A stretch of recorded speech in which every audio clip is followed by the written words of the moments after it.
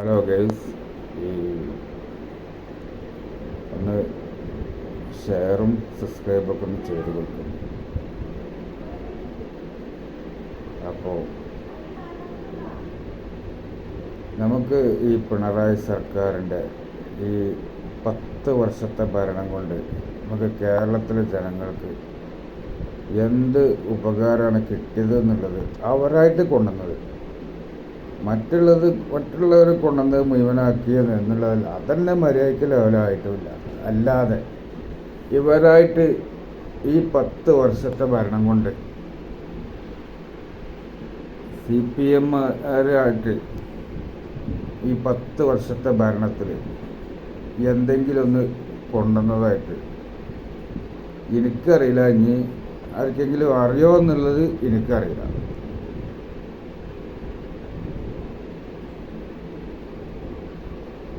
അവരായിട്ട് കൊണ്ടുവന്നത്, കാരണം മറ്റുള്ളവർ കൊണ്ടുവന്നത് അവരെ പൂർത്തിയാക്കിയിട്ടുണ്ടാവും. അല്ലാതെ അവരായിട്ട് സ്വയം കൊണ്ടുവന്നതായിട്ട് എൻ്റെ ഓർമ്മയിലില്ല. 10 വർഷത്തിൽ 5 വർഷമാണ് 10 പൈസക്കില്ലാത്ത ഭരണമായിട്ട് മാറിയത്. കാരണം ജനങ്ങൾക്ക് ഉപദ്രവം കൂടാതെ ഉപകാരമായിട്ട് ചെയ്തത് എനിക്ക് തോന്നിയിട്ടില്ല.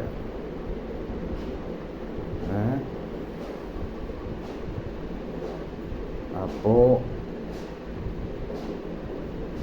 ആളുകളെ ഏതെല്ലാം കോലത്തിൽ ഉപദ്രവിക്കാൻ പറ്റുന്നുള്ളത് ചിന്തിക്കുന്ന പിണറായി സർക്കാർ ചിന്തിക്കുന്ന ഒരു ടൈമാണ്. അപ്പോൾ ആൾക്കാരൊന്ന് ശ്രദ്ധയോടെ നീങ്ങുന്നത് വളരെയധികം നന്നായിരിക്കും. കാരണം ചിലപ്പോൾ ഈ വീഡിയോ വിടുന്നതിന് എനിക്കും കിട്ടും പണി, സംശയമൊന്നുമില്ല. ഞാൻ ഒരാളെയും കുറ്റപ്പെടുത്തിയിട്ടൊന്നുമില്ല. ഞാൻ യഥാർത്ഥ കാര്യങ്ങളാണ് ഞാനീ പറഞ്ഞത്. എനിക്ക് അതിൽ യാതൊരു ബേജാറിട്ടില്ല. എന്തിനാ ബേജാറാണ്? ഉള്ള കാര്യമല്ലേ പറഞ്ഞത്.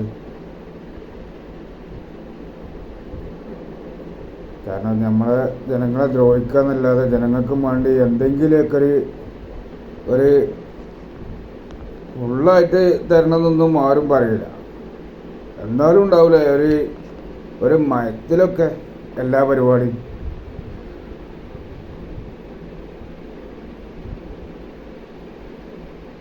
അപ്പം അതെങ്കിലും ഒന്ന് ചെയ്ത് കൂടെ, ഒന്ന് ചെയ്യണത് വളരെ നല്ലത് അല്ലേനോ? എൻ്റെ അഭിപ്രായമായിട്ട് ഞാൻ പറയണത്. ഞാൻ വീണ്ടും പറയാണ്, ഞാൻ അവരെ കുറ്റപ്പെടുത്തിയാലുള്ള നടന്ന സംഗതികൾ പറഞ്ഞതാണ്. അപ്പോൾ ഒരു പണി പ്രതീക്ഷിക്കാം. കാരണം ഏത് കോലത്തിലാണ് ഇനിയും പണി വരിക എന്നുള്ളത് നമുക്ക് പറയാൻ പറ്റില്ല. കാരണം ഇപ്പോൾ CPM-ൻ്റെ താൽക്കാലിക ജീവനക്കാരൊക്കെ ഇപ്പോൾ സ്ഥിരപ്പെടുത്താൻ പോവുകയാണെന്ന് പറഞ്ഞു. അപ്പം ഇതിലും പെടില്ല. CPM-ൻ്റെ പാർട്ടിക്കാരല്ലാത്ത താൽക്കാലിക ജീവനക്കാർ ഇതിലും പെടില്ല. ഇങ്ങനെയൊക്കെ ഒരു ചിന്തയും കാഴ്ചപ്പാടാണ് ഇവർക്കുള്ളത്. ഇവർ മാത്രം മതി, CPM-മാർ മാത്രം മതി കേരളത്തിൽ. അതിന് ഇതിലായിട്ട് നല്ല ഏത് സംഗതിയും. അങ്ങനെയൊക്കെയാണ് കാര്യങ്ങൾ ഇപ്പം നടന്നുകൊണ്ട് പോകുന്നത്. അപ്പോൾ എല്ലാവരും ഒന്ന് സൂക്ഷിച്ചാൽ നല്ലതാണ്. ഓക്കെ.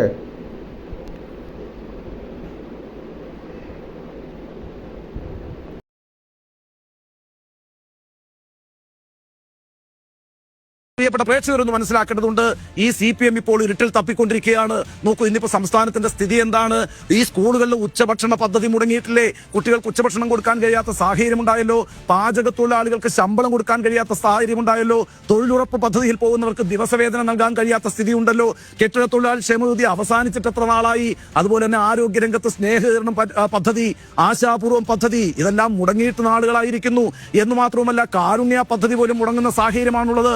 ശസ്ത്രക്രിയയ്ക്ക് വേണ്ട ഉപകരണങ്ങൾ ലഭ്യമല്ല എന്ന് ഒരിക്കൽ തിരുവനന്തപുരത്തെ ഏറ്റവും പ്രധാനപ്പെട്ട ഒരു ഡോക്ടർ തന്നെയാണല്ലോ നമ്മളോട് പരസ്യമായി വിളിച്ചു പറഞ്ഞത്.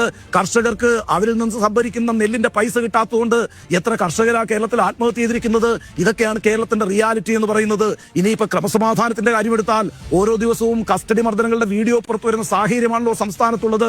എന്നും മാത്രവുമല്ല, എത്ര കസ്റ്റഡി മരണങ്ങളാണ് കഴിഞ്ഞ 9 വർഷത്തിനിടയിൽ കേരളത്തിൽ സംഭവിച്ചിട്ടുള്ളത്. അതേസമയം ടി.പി. ചന്ദ്രശേഖരന്റെ കൊലപാതകത്തിലെ പ്രതികൾക്ക് കൃത്യമായി പരോൾ ലഭിക്കുന്നുമുണ്ട് കേട്ടോ. ഇതൊക്കെയാണ് ക്രമസമാധാനത്തിന്റെ സാഹചര്യം എന്ന് പറയുന്നത്. ഇത്തരത്തിൽ ഒട്ടേറെ പ്രശ്നങ്ങൾ ഈ സംസ്ഥാനത്തിൽ ജനങ്ങൾ അനുഭവിച്ചുകൊണ്ടിരിക്കുകയാണ്. വയനാട്ടിലെ ചൂരൽമലയിലും മുണ്ടക്കയിലും ആ പറയുന്ന ദുരന്തം അനുഭവിക്കുന്ന മനുഷ്യരെ ഇതുവരെ പുനരധിവസിപ്പിക്കാൻ നമുക്ക് കഴിഞ്ഞിട്ടില്ല.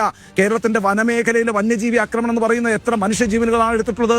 അപ്പൊ ഇതെല്ലാം ജനങ്ങൾ കണ്ണു തുറന്ന് കണ്ടുകൊണ്ടിരിക്കുകയാണ്. അവർക്ക് ചില ബോധ്യങ്ങളുണ്ട്. ആ ബോധ്യങ്ങളുടെ അടിസ്ഥാനത്തിലാണ് തദ്ദേശ തെരഞ്ഞെടുപ്പിൽ അവർ UDF-ന് അനുകൂലമായിട്ടൊരു വിധി എഴുതിയിരിക്കുന്നത്. ഇവിടെ സർക്കാരിനെതിരായിട്ടൊരു തരംഗവുമില്ല എന്ന് പറഞ്ഞ് കണ്ണടച്ചിരുട്ടാക്കാനാണ്